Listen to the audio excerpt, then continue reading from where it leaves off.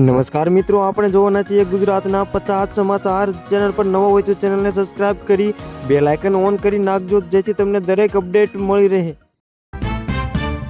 ગુજરાતના 4 તાલુકામાં નેત્રંગ, નાંદોડિયા, દેડિયાપાડા અને વધઈમાં ફેલેરિયાના કેસ વધતા નોંધમાં તંત્ર અલર્ટ. માઉન્ટ આબુમાં તાપમાન -5.5 ડિગ્રી નોંધાયું. નલિયા અને આસપાસના વિસ્તારોમાં કોલ્વે જેવી પરિસ્થિતિ. હવામાન વિભાગ દ્વારા આગામી દિવસોમાં રાજ્યમાં કેટલાક ભાગોમાં હળવા વરસાદની શક્યતા વ્યક્ત કરાઈ છે. માર્કેટિંગ યાર્ડમાં નવા એરંડાના ભાવ 1245 થી 1360 અને રાયડાના ભાવમાં 1275 આસપાસ બોલાયા. રાજ્ય સરકાર દ્વારા નવી પાક વીમા અને લોન માફી અંગેની મહત્વના પરિપત્રોની તૈયારીઓ શરૂ છે.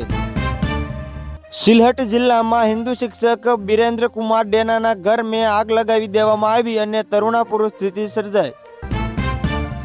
ઈરાન દ્વારા અમેરિકી અધિકારીઓની હત્યાના પ્રયાસ બદલ ટ્રમ્પે આકર પગલાં લેવાની ચીમકી આપી. દેશની પ્રથમ વંદે ભારત સ્લીપર ટ્રેન હાવડા અને ગુવાહાટી વચ્ચે દોડશે. પીએમ મોદી લીલી ઝંડી બતાવશે. કાશ્મીર સીમાએ સાબા અને રાજૌરી સેક્ટરમાં પાકિસ્તાન ડ્રોન પ્રવૃત્તિ વધતા સેના એલર્ટ જાહેર કરવામાં આવ્યું. આજે સોના અને ચાંદીના ભાવમાં નજીકનો ઘટાડો જોવા મળ્યો છે. આજે માધ કૃષ્ણ પક્ષ ચતુર્થી અને શનિવાર છે. શિવ પૂજા માટે ઉત્તમ દિવસ ગણવામાં આવે છે. રાજકોટ વનડેમાં ભારત ન્યૂઝીલેન્ડ સામે હાર. સિરીઝ 1-1 બરાબર થઈ. ગુજરાતમાં આયુર્વેદિક હોમોથેરાપી કોર્સમાં ખાલી પડેલી જગ્યા 139 ભરવામાં નવો રાઉન્ડ જાહેર કરવામાં આવ્યો. વિદ્યાર્થીઓને 16 થી 19 જાન્યુઆરી દરમિયાન ચોક્કસ ફિલિંગ કરી શકશે. ગુજરાતમાં ઠંડીનું જોર યથાર્થ છે. વડોદરા અને અન્ય શહેરમાં લઘુત્તમ તાપમાન 18 થી 19 ની આસપાસ નોંધાયું. માઉન્ટ આબુમાં તાપમાન ગગડીને 5.5 ડિગ્રી પહોંચ્યું. ઉત્તરાયણ પર્વ દરમિયાન ઘાયલ થયેલા પક્ષીઓની સારવાર માટે કરુણા અભિયાન 20 જાન્યુઆરી સુધી ચાલુ રહેશે. રાજ્યમાં 1000 થી વધુ સારવાર કેન્દ્રો કાર્યરત કરવામાં આવ્યા છે. ગુજરાત સરકારે હોમગાર્ડ જવાનોની નિવૃત્તિ મર્યાદા 55 વર્ષથી વધારીને 58 વર્ષ કરી. મહાનગરપાલિકાઓની ચૂંટણીમાં ભાજપ ગઠબંધનનો ભવ્ય વિજય થયો. મુંબઈમાં પણ પ્રથમ વખતે ભાજપનો મેયર બની તેવી શક્યતા છે. આજે 17 જાન્યુઆરીએ બુધ ગ્રહનું મકર રાશિમાં ગોચરણ થશે. આ પરિવર્તનથી મેષ, વૃષભ અને મકર રાશિના જાતકોને કરિયામાં લાભ થવાની શક્યતા.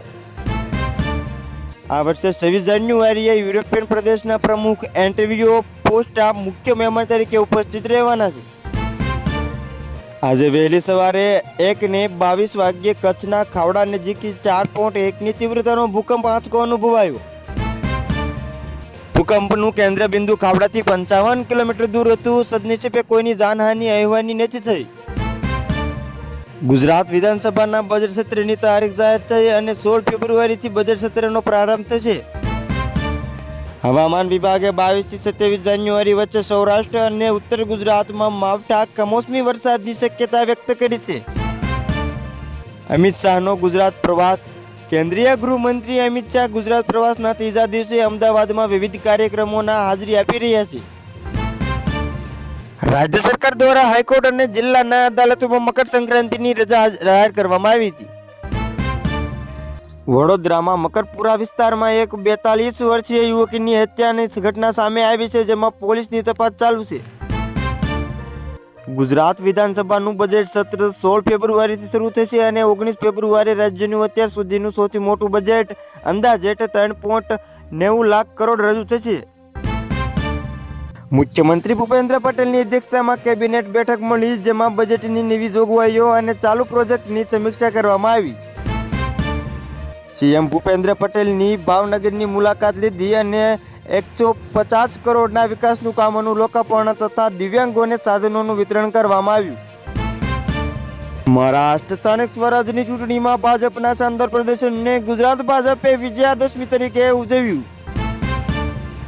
ભ્રષ્ટ સાપના આક્ષેપને લઈને કોંગ્રેસે અંકલેશ્વર પાલિકામાં નકલી નોટો ઉડાવી પ્રમુખના રાજીનામાની માંગ કરી. રોકાણમાં કચ્છ જિલ્લો 1.25 લાખ કરોડ સાથે પ્રથમ નંબરે રહ્યો. વાયદા બજારમાં ચાંદીના ભાવમાં મોટો ઘટાડો જોવા મળ્યો, જ્યારે સોનાના ભાવમાં પણ ઘટાડો નોંધાયો. ફાંસી ઉત્તરાયણને ગુલાબી કેરા વિસ્તારોમાં દારૂ ફ્રાન્સ પાર્ટી કરતી 4 યુવતી સહિત 16 લોકોની ધરપકડ કરવામાં આવી.